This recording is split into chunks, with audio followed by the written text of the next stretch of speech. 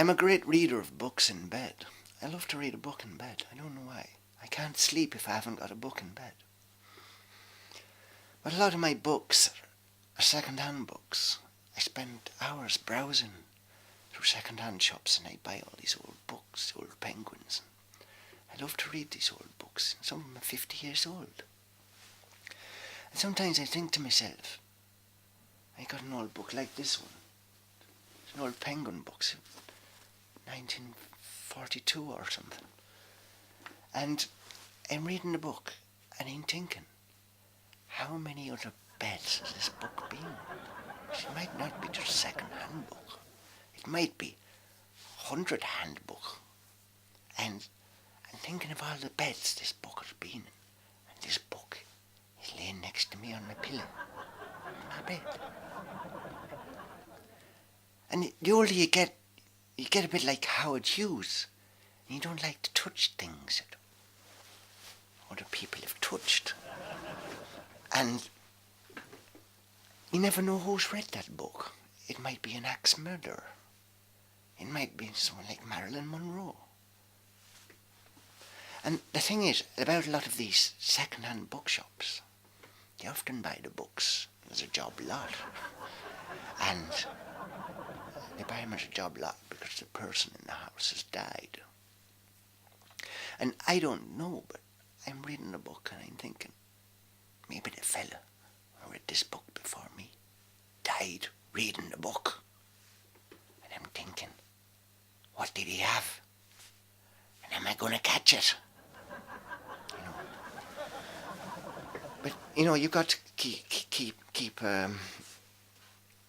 keep reasonable, because you can get into an obsessive way of thinking like that. Touching things, dirty things. The book. So I decided to stop reading the second-hand books in bed. They're not dirty books, but they're dirty if you know what I mean. They could be dirty.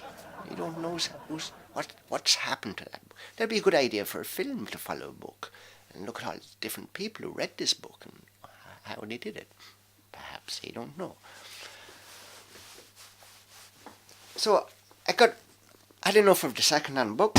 I threw them away, and I got myself one of these tablets. You know, the tablet. And it's great. I can read my books in bed. I can read them with the light out. I can read the books. I can buy a book online, and I can read it in bed. And it's safe. And it's not dirty.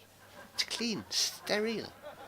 And a fella told me, he says, those apps you get free with it, with the tablet, like, those apps often got a spy program in there. I said, what do you mean a spy program? He said, there might be a fella on the other end of the app watching you in bed reading.